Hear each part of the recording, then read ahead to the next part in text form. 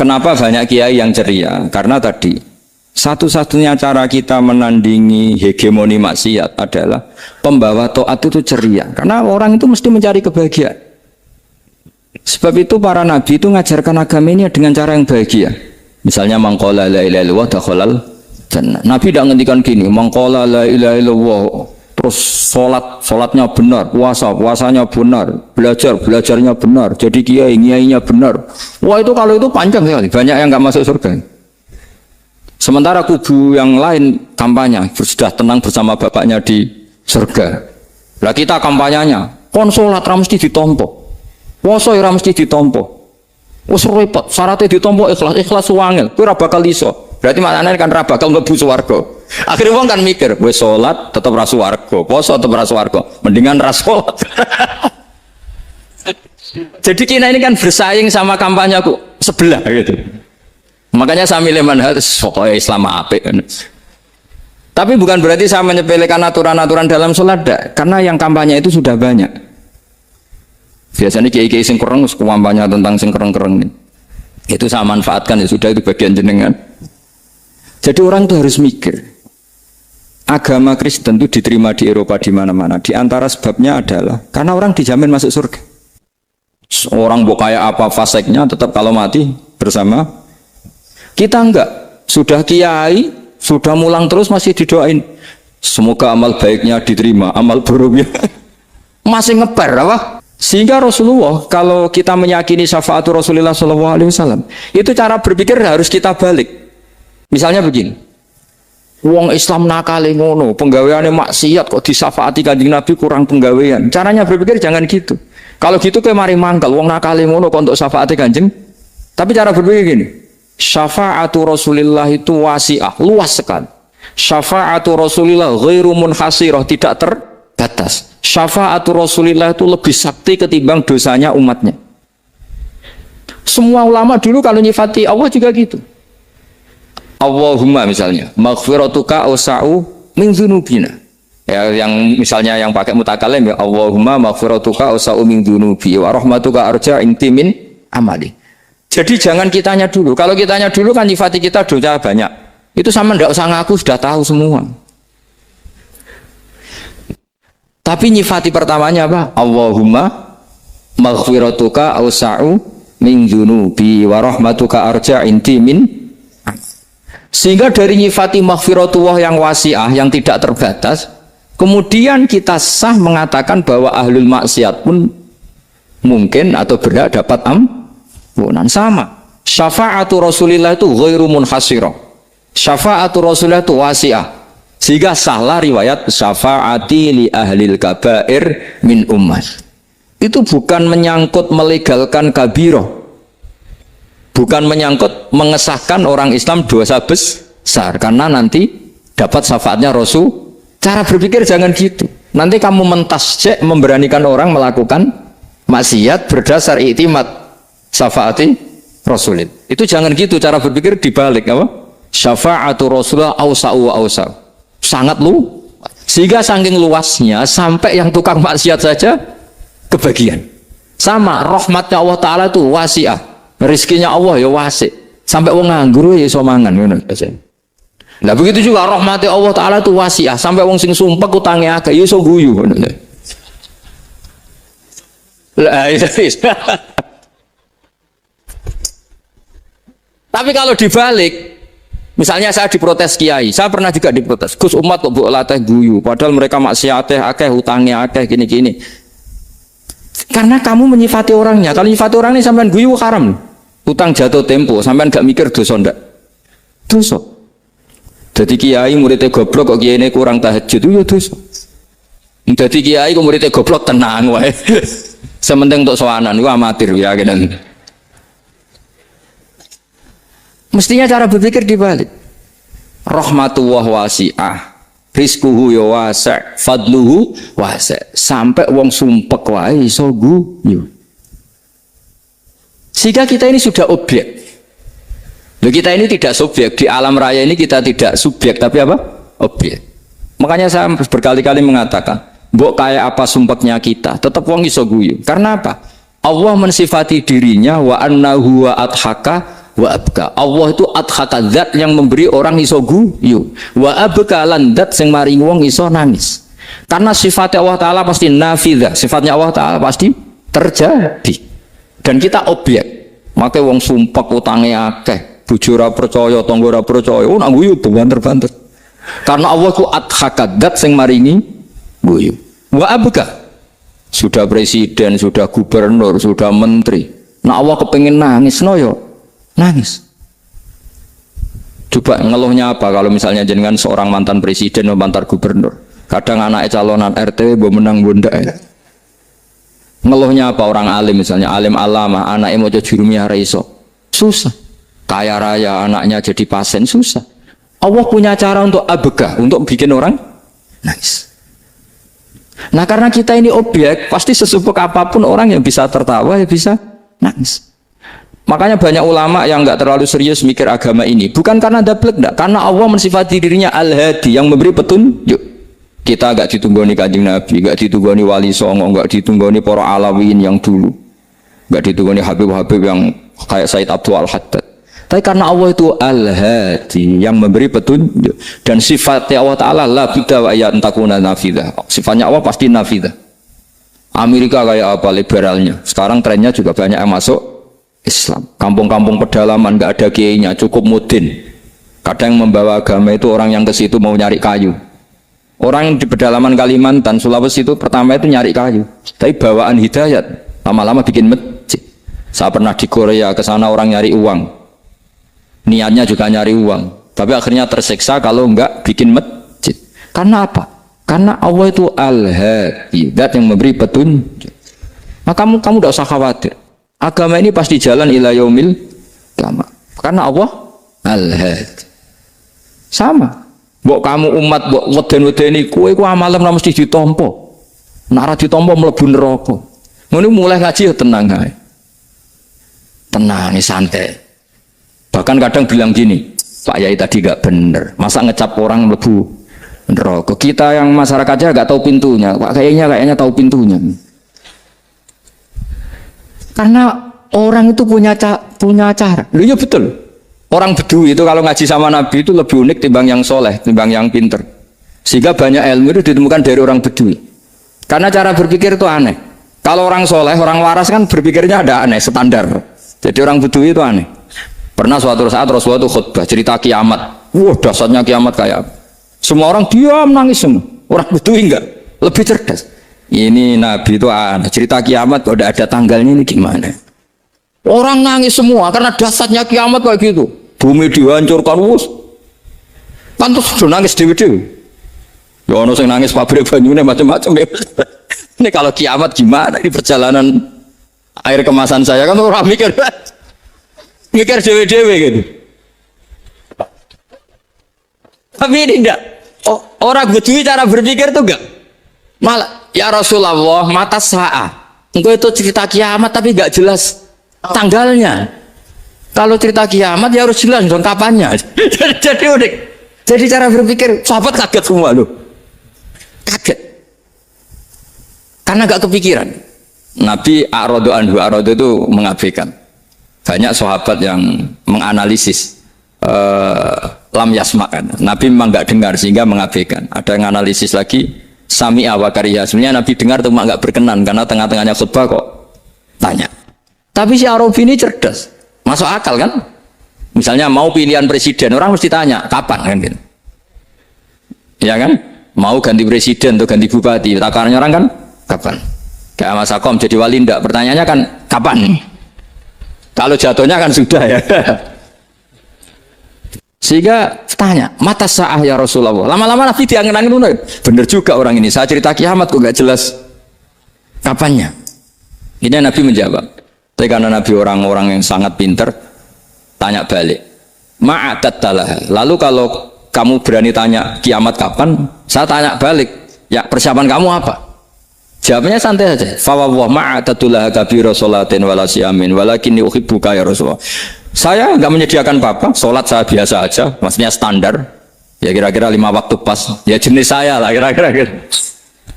Wala kabira siyamin, dan saya puasa ya standar saja pas. Walakin uhibbuka ya Rasulullah. Tetapi saya mencintai engkau ya Rasulullah. Jawabannya Nabi apa? Almar'u ma'aman ahabba. Sebagian riwayat anta ma'aman ahbabta. Jadi hadis itu populer tuh barokahnya wong desa tadi. Andai kan dia punya etika maka sowan dulu tanya 4 mata. Itu jadi hadis ahadi. Tapi barokahnya dia selonong di depan umum. Zaman Nabi khutbah itu jadi hadis mutawatir. Jadi kadang barang baik itu barokahnya orang yang enggak baik. Maksudnya su'ul adab. Tanya gitu kan su'ul. Tapi itu barokah. Akhirnya hadis itu mutawatir karena didengar ribuan sahabat yang mendengarkan khutbahnya Rasulullah. Tapi kalau hadis itu satu-satu kan khassani bidzalika Rasulullah, khassani bidzalika Rasul, itu nanti jadi hadis ahadi yang kualitasnya jauh di bawah hadis mutawatir. Jadi barokahnya orang su'ul adab itu ada. Karena Allah yang mendesain ini. Akhirnya kata sahabat, kata Anas bin Malik, mereka itu mangkelnya bukan main sama Arabi tadi karena tanya nggak sopan sama Rasulullah. Tapi setelah Nabi jawab almar ma'aman habba fama farihu bi syai'in farahum bidzalika badal. Mereka tidak pernah senang dengan hadisnya Nabi sesenang riwayat almar'u ma'aman habba. Barokahnya Arabi. Makanya saya sebagai kiai ini Bedui saya tak pertahankan ila yaumil qiyamah. Karena umat ini pernah terbarokahi oleh orang apa? Bedui. Barokah su'ul adab tadi. Jadi mohon ini supaya majelis ini kan majlisul iltorti Rasulullah, coba terlatihlah mengatakan Allah itu subjek, Allah itu al-fa'ilul mukhtar, Allah itu al-fa'ilul mukhtar, Allah itu yang menentukan alam ini. Dan Allah mensifati dirinya wa annahu huwa adhaka wa abka. Allah itu zat yang memberi orang itu bisa tertawa. Dan Allah juga yang memberikan orang itu bisa menangis. Mau kayak apa kamu neror umat, wah amal nggak mesti diterima gini-gini. Ternyata neng majelis nangis sih, mulai guyu. Kadang guyu-guyu ngenyek tenang nih. Daripada apa ya agak-agak merodok orang yang dohirnya beda dengan batinnya, nggak perlu distatuskan seperti itu. Ya sudah biasa saja. Jadi, nah, fi muqaddimihim imam besar dalam manhaj ini namanya Abdul Hasan apa? Asyadzili. Abdul Hasan Asyadzili itu kalau ada orang tanya gini, Beb saya ini susah, sholat saya tidak mesti diterima Allah gini-gini, marah. Enggak usah. Kafa bika jazaan an radiyaka laka ahlan. Sudah kamu ditakdir pernah sujud itu sudah keren. Saya itu andaikan dapat kabar dari malaikat bahwa sholat kamu tidak diterima, saya tidak susah. Bukan karena sombong. Pernah ditakdir sholat sujud ning Allah itu keren. Kayak apa malunya kita ketemu Allah kemudian kita di bumi tidak pernah sujud. Makanya cara Abdul Hasan Asyadzili kowe ora usah mikir sholat ditampa taro ora usah mbok mikir. Kowe ditakdir tau sujud itu hebat. Kafa bika jazaan an radiyaka laka ahlan. Cukup kamu mendapat balasan dari Allah kamu pernah ditakdir sujud. Gak perlu ngaji alim alama, segowo sawi ngalor ngidul jalalain keren. Paling gak malaikat pernah melihat kamu, gue tak kitab kudi. Gak penting paham kamu nih, karena isra bakat paham nih. Jadi Abdul Hasan Asyadzili adalah orang yang dan itu Al Hasani ya, dan itu Al Hasani. Makanya macam-macam kita yang Al Husaini sudah kita punya fakih muqaddam, punya banyak. Di Al Hasani yang paling populer diantaranya adalah Abdul Hasan Asyadzili. Beliau tuh kalau ngendikan sesuatu itu positif terus. Termasuk itu ketika ada orang resah sholat saya diterima ndak, kata beliau wes kowe sing sempurna ditakdir tahu sujud. Saya itu sebetulnya kadang-kadang yang miris, wes sholatku tompo ta ora, tapi saya sangat sadili, sangat sadili. Saya nggak pernah berdoa ya Allah ibadah kami jenengan terima ndak, karena takut kalau doa gitu keterusan itu terus ditompo ora ya, akhirnya keterusan gitu, akhirnya ngenes. Masa orang pernah sujud ngenes, lama-lama gini setan masuk. Apa artinya saya sujud ternyata gak diterima? Lu wong kawula kok iskal tentang pernah sujud. Itu kan ibarat gini, kamu ngasih uang sama orang tua kamu, misalnya Habib Soleh ngasih uang Habib Ali, terus apa artinya tak kasih, kemudian beliau tidak terima kasih, itu kan lucu. Terima kasih tidak terima kasih, seorang anak ngasih orang tua itu keren. Makanya saya bangga dengan Habib Soleh ketika beliau mengumrohkan Habib Ali, sudah mendaftarkan haji Habib Ali. Gak usah mikir diterima apa enggak. Wes keren, itu sudah perilaku yang keren, yang hebat. Makanya saya sering tuh pada orang mau cerai tanya saya, Gus saya ini cerai gak, istri saya kurang ajar gini. Gak usah. Wae bojo kula judes. Wong di bojo iku wis keren, paling gak kowe ra darani jomblo.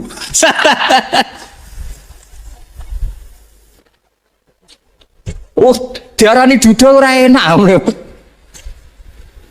Wes luwe sabar ndi diarani duda mek diarani bojo judes. Enak bojo judes cek gagah. Di bojo lah. Oh, provokator itu. Jadi kafabi jazaan an rodiya kala ka'alam sudah ditetir pernah sujud itu sudah keren. Dulu ulama ala hadan nampak. Ulama dulu cara berpikir seperti itu. Makanya ulama dulu kalau nafsiri wasjud waqtarib sudah pernah sujud. Di Quran enggak pernah ada ayat wasjud san sujudo siro ingkana kada wa kada ing kunta mutayakinan biqabuli sujudi. Kan ada sujud ya sujud saja, enggak usah mikir makbul apa enggak makbul. Sudah kalau sujud pasti waqtarib. Terus saya sebenarnya ya sebagai orang ya kadang wedi, salatku ditompo ta ora. Tapi kalau keterusan nanti ada was-was yang mengatakan opo artine sholat. Itu kan ngeri seorang hamba sing uripe ning bumine Allah kemudian menyoal pernah sholat hanya karena takut gak diterima. Itu kan geblek banget. Biasa jenis kiai yang di partai itu. Saya tidak tahu kalau kening dikom. Setiap umat masa kamu gak ada keren plus. Jadi ya nanti kalau misalnya ada manhajnya Habib Soleh yang tidak seperti itu tidak apa-apa. Mungkin supaya orang nggak takabur, nggak fakir. Sehingga makanya mulai dulu lama itu ya partainya kalau nggak rojak ya hauf. Nah saya ini yang jelas terang-terangan ikut partai rojak saja, Pak. Partai rojak. Karena banyak yang sudah di partai hauf. Tapi saya rojak yang bil ilmi tadi. Makanya Sayyidina Umar radhiyallahu anhu itu yang namanya sama sujud. Saya itu punya kitab. Habib Soleh pernah tak tunjukin tulisan tangan saya. Muji-muji sujud. Sayyidina Umar ketika ditusuk seorang gila itu Majusi. Abu Lu'lu' terkenalnya itu. Itu Hulamul Mughirah terkenalnya. Ditusuk, dia sahabat, beliau sahabat, wali. Jadi nusuk Umar itu kayak apa? Nusuk Mas Akom aja dosa besar apalagi nusuk Umar. Itu ketika ditusuk dia itu ya punya dendam, namanya manusia itu punya dendam. Maksudnya namanya orang kan mangkel sama yang nusuk. Kalau orang mangkel itu inginnya kan yang nusuk itu masuk neraka. Tapi apa kata Umar? Ngendikan gini, tanya pertama, yang nusuk saya siapa? Orang Majusi. Orang Majusi, Hulamul Mughirah. Alhamdulillah alladzi lam yaj'al maniyati biyadi rajulin lam yasjud laka sajdatan yuhaju biha indaka yaumal qiyamah. Saya itu senang Gusti, yang nusuk saya orang yang nggak pernah sujud sama jenengan. Jika kalau saya dendam supaya dia masuk neraka, saya nggak takut orang itu nuntut sama saya. Tapi kalau dia pernah sujud, pernah sholat, kemudian dia masuk neraka karena nusuk saya, kemudian dia berargumentasi, saya pernah sujud ya Allah, kenapa engkau masukkan neraka? Saya tidak berani jawab ya Allah. Saking hormatnya sama yang namanya sujud. Jadi kamu dendamnya kesampaian, cara Jawa, dendam dengan tanda kutip ya, tidak makna semestinya. Jadi mangkel mbek sing nusuk nak mlebu neraka pantas wong ora tau sujud wae Gusti gitu. Tapi kalau pernah sujud kemudian dia masuk neraka karena saya, bisa yuhajuni biha yaumal qiyamah. Jadi kayak apa sujud? Saya Nabi itu kalau muji sujud sampai mengingatkan wa hatta takuna sajdatul wahidatu khairan minad dunya wa ma fiha. Nanti kalau kamu di akhirat ketemu Allah, kenangan terbaik kita apa? Di dunia pernah sujud. Keren aja. Cara nang pondok wis tau bayar seharian lho. Cara sowan kiai tau ngampopi Mas. Wis go jajan nih.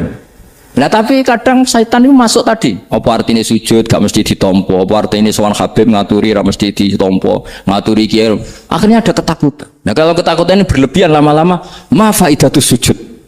Wah itu sudah buruk sekali wong hamba kok tanya ma faidatus sujud. Lah ini di pentingnya mazhab-mazhab Syadzili. Jadi saya ngaji agak-agak uraan wa amdan. Kalau ini watak sudah bukan. Jadi uraan itu ada dua. Ada yang amdan bismil ilm, ilmunya banyak terus milih manhaj.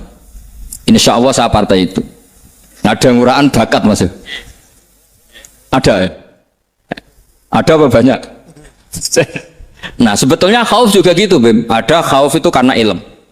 ada Habib alim alama atau kiai alim alama, dia tahu masyarakat kalau ngikuti Gus Bak nanti jadi fakir, kurang tawaduk, terus dia milih partai khauf. Lah yang buruk itu ada kiai yang milih khauf pancen dari awalnya sati cilik, jenisnya wis sati. Jadi sebenarnya dia tidak cukup ilmunya nerangkan khauf, cuma jenisnya wis sati cilik. Wong ning omah lawang dikunci, ono gludak-gludak, ono hantu putih. Jadi ya sama, yang bawa rojak bisa bawaan dablek, yang bawa khauf bisa saja bawaan ati cilik. Nah kita ingin yang bawa rojak ya bismil ilm, yang bawa khauf juga bismil ilm. Ya ono teh Mas wong sing ati gede, mengene dua blek, tapi enggak bawaan rojak, bawaan dablek. Ada yang ati cilik tapi bawaan khauf. Jadi mengatakan khauf tapi sebetulnya bawaan ati cilik. Nah kita inginnya ndak, kalau rojak ya bismillah kayak Abdul Hasan Asyadili, kalau yang kampanye khauf kayak Sayyid Abdul Al-Haddad bawaan apa? Ilm. Sehingga kita ini kul inni ala bayyinatin mir rabbi, semua itu berdasar ilmu sing jelas welo-welo. Makanya semua nabi memaklumatkan apa? Kul inni ala bayyinatin mir rabbi. Jadi semua ilmu syaratnya apa? Bayyinah. Bayyinah itu kebenaran ilmiah sing jelas welo-welo. Makanya itu yang disebut Allah Subhanahu wa taala mensifati kekasihnya yaitu Nabi Muhammad sallallahu alaihi wasallam, lam yakunil ladzina kafaru min ahlil kitabi wal musyrikina munfakkina hatta ta'tiyahumul bayyinah rasulun minallah yatslu suhufam mutahharah. Niku Kanjeng Nabi saking cerdase meneh tek wong Islam, wong musyrik, wong kafir ngerti logika yang dibangun Nabi saja kuat infikak dari kemusyrikannya. Makanya disebut munfakin. Orang-orang musyrik, orang-orang kafir tidak munfakin, tidak tercerabut dari akar akidahnya hatta ta'tiyahumul bayyinah. Itu siapa? Rasulun minallah yatslu suhufam mutahharah. Masyhur itu debatnya Nabi dengan orang-orang musyrik. Mereka bilang, "Ya Muhammad, kita ini urusannya banyak, kasusnya banyak. Lalu Anda mengajarkan ke Tuhan satu. Masa urusan banyak cukup Tuhan satu? Itu enggak fair Muhammad. Aja'alal alihata ilaha wahida inna hadza la syai'un ujab." Urusan kita banyak, masyakil kita banyak, muskilah kita banyak. Kalau Tuhannya satu tidak cukup Muhammad. Nabi dengan santainya memberi penjelasan. Ya sudah gini saja. Kalau kamu jadi budak atau pembantu, majikan kamu banyak. Semuanya merintahkan kamu, semuanya bikin aturan untuk kamu. Kamu suka enggak? Ya gak suka Muhammad. Kalau majikan kita banyak, repot. Ya sudah, Tuhan kamu itu majikan kamu. Kalau banyak perintahnya beda-beda, kamu pusing. Ya udah Mat, Tuhannya satu aja Mat. Karena Nabi bayyinah, orang itu bisa dibalik-balik pikirannya. Dan makanya disebut daraballahu masalah rajulan fihi syuraka'u mutasyakisuna wa rajulan salamal lirajul hal yastawiyani masalah alhamdulillah. Jadi Nabi itu kalau adu argumentasi itu luar biasa. Jadi segampang itu Nabi memberi apa? Argumentasi. Karena beliau adalah al-hujjatul balighah. Jadi Nabi itu gak pernah kalah. Pernah Nabi debat sama orang Yahudi, Muhammad, saya ini turunan Ibrahim. Kita ini Israel ya, kita tahu Israel adalah turunan Nabi. Israel nama lain dari Yakub, Yakub bin Ishak bin Ibrahim. Padahal Yakub ini punya anak namanya Yahuda, makanya Yahuda bin Yakub bin Ishak bin. Kita ini yang mirip Ibrahim, bukan kamu. Tapi orang Yahudi itu nggak apal nasabnya, sehingga mereka bilang kita ini saking baiknya Ibrahim saja pengikut kita. Terus digojlok oleh Nabi. Ibrahim itu buyute Yahuda. Makanya digojlok, ha antum ha ulai hajatum fi malakum bi ilm falimatu hajuna fi ma laysa lakum bi ilm. Kita adu debat itu sudah ilmiah. Kenapa kamu menjadi tidak ilmiah? Kenapa Muhammad? Terus Allah menurunkan wa ma unzilatit Taurat wal Injilu illa min ba'di afala ta'qilun. Artinya gini, kalau Ibrahim dikatakan Ibrahim Yahudiyah, itu sama dengan saya berkali-kali podo karo sampean misalnya ngendikan Bazubair itu pengagumnya Gus Roji misal. Padahal Gus Roji bin Ubab bin Maimun bin Zubair. Misalnya Gus Roji bin Kiai Haji Ubab bin Kiai Haji Maimun bin Kiai Haji Zubair. Nah Ibrahim itu kan Yahuda bin Yakub bin Ishak bin Ibrahim. Terus mereka bilang Ibrahim itu pengikut Yahudi. Itu kan kebalik-balik. Kayak Habib Hasan itu pengagum Habib Soleh. Kan Habib Hasan rohnya ini gimana, ini sih mbahnya kok dianggap. Nah, sehingga orang Yahudi ketika Nabi berdebat beda dengan Nabi Muhammad SAW. Ketika ditanya, kenapa kamu yakin agama tauhid? Millata abi. Karena ini agama nenek moyang saya. Millata abikum apa? Ibrahim. Jadi jelas. Akhirnya orang Yahudi ngerti. Ya kan sama dengan mengatakan tadi Pak Karno itu pengagum Puan Maharani. Kan aneh nggak kalimat itu? Mbah Hasyim Asy'ari itu pengagum Gus Dur. Gak lucu. Itu debat. Jadi Nabi itu orang yang bayina. Bayina itu kalau menerangkan kebenaran itu bahkan orang kafir pun bisa infikak, bisa munfakin, tercerabut dari akar. Nabi itu mudah sekali merubah logika. Makanya di Quran sering ada kata aro'aitum. Karena memang tadi. Nah saya mohon apapun pilihan Anda rojak kayak Abul Hasan Asy'adzili tadi. Ketika orang resah sujudnya diterima apa enggak, sholatnya diterima apa enggak, beliau bisa berargumentasi betapa pentingnya sujud. Wes aja kowe iku kawula, tahu sujud iku keren. Saman bayangkan betapa malunya kita kalau kita ketemu Allah kemudian di dunia enggak pernah. Lho paribasane kula mlebu swarga lah iku isin. Mlebu swarga tapi ning donya ora tahu isin. Sama seperti kowe di guru, saurip-uripmu ora tahu salam templek isin. Kira-kira seperti meskipun salam templek ora penting. Ya ora penting to, misale soleh salam templek 50.000, duwe wis akeh ngono kan. Nama sakom penting kudu rokok. Itu bukan nilainya kok, betapa malunya kita. Saya dulu mau sarang, andai kan tidak pernah khidmah sama you, malu tenan sebagai apa? Santri. Makanya Sayyidina Umar ketika beliau dibunuh orang, itu pertanyaan pertama, dia pernah sujud? Enggak pernah. Andai kan dia pernah sujud, maka saya tidak berani masukkan dia masuk neraka. Takutnya dia protes sama Allah, ya Allah saya pernah sujud, kenapa harus di neraka? Atau Umar ditanya Allah gini, Umar, kue ridho wong sing tahu nyembah aku kemudian dia di neraka. Kayak apa? Jadi makanya Umar ketika wafat ketika alhamdulillah alladzi lam yaj'al maniyati biyadi rajulin lam yasjud laka sajdah. Ya jadi saya mohon sekali jadi majelis ini sebuah majelis mubarak, caranya tauhidnya dibenarin. Apa tauhidnya dibenarin? Jadi Allah itu adhaka wa abka, Allah itu al-hadi, Allah itu ar-razzaq. Sehingga menteri ekonomi mbok salah rumusillah wong tetep mangan. Muga Allah itu ar-razzaq. Mbok negara dikelola keliru lah wong tetep mangan, wong Allah itu ar-razzaq. Kiai rada akeh sing di masalah. Tapi ya tetep agama ini jalan. Lho andai kan syaratnya agama ini kiai ini bener, wah ya repot. Kowe iso bayangno masakom bener terus. Tapi agama ini berkali-kali coba di TV itu banyak nyun sewu, ada ustadz, ada kasus apa, ada kiai, kadang ada masalah hukum. Agama ini jatuh enggak masalah. Padahal di TV sudah dinasionalkan kan, ada kiai terlibat kasus hukum atau ustadz tertangkap karena melakukan apa itu. Tapi enggak ngefek karena agama ini bihifdzillah wa biriayatillah. Sama. Negara mana-mana kadang manajemen ekonominya enggak jelas, tapi masyarakat ya makan karena Allah Razzaq. Sama, aku kancanan Mas Akom mengeluh, tapi Allah adhaka, akhirnya iso guyu. Padahal orang untungnya belas kancanan deh. Tapi karena Allah itu adhaka. Nah kita dengan istri yang kita cintai, dengan keluarga kadang yang nangis.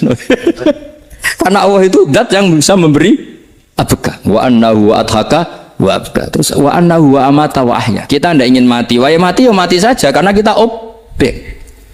Nah, hidayah itu seperti itu. Allah al-hadi, apa? Allah itu kayak apa Korea, negara ateis. Enggak kebayang di sana ada ngaji Aqidatul Awam, Mabadi' Fikih. Sekarang banyak. Saya tuh kalau beli Aqidatul Awam kerdusan, tak kirimkan ke Korea. Sebelum saya ke Korea, karena sebagian santri saya di Jogja. Di sana ada ngaji Aqidatul Awam, ngaji Takrib. Bahkan saya di sana dilakokno sa'duna fid dunya.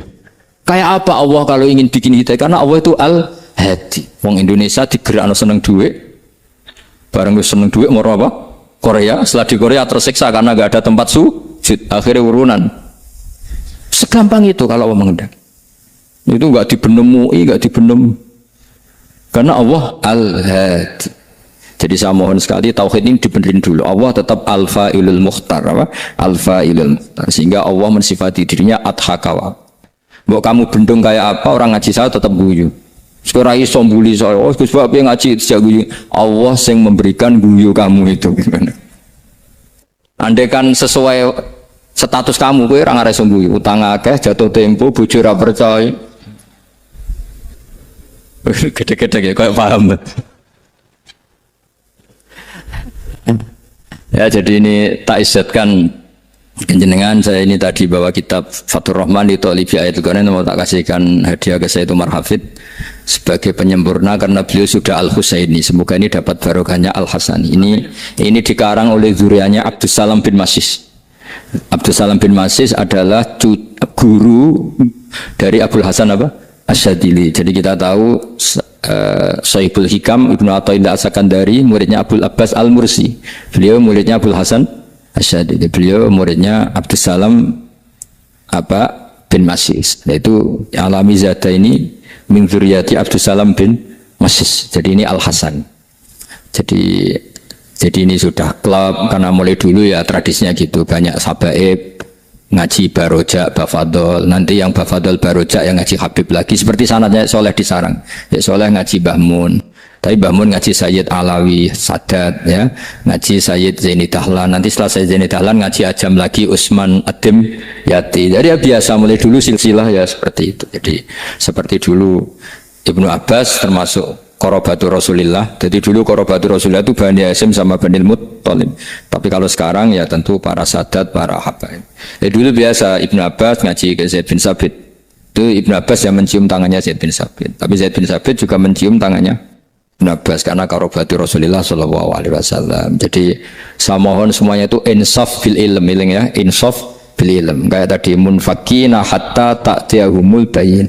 Jadi bayina itu orang yang kalau menerangkan itu memberi penjelasan sing jelas welo itu. Itu siapa? Rasulun minallah yatslu suhufam mutahharah. Beri Al-Fatihah.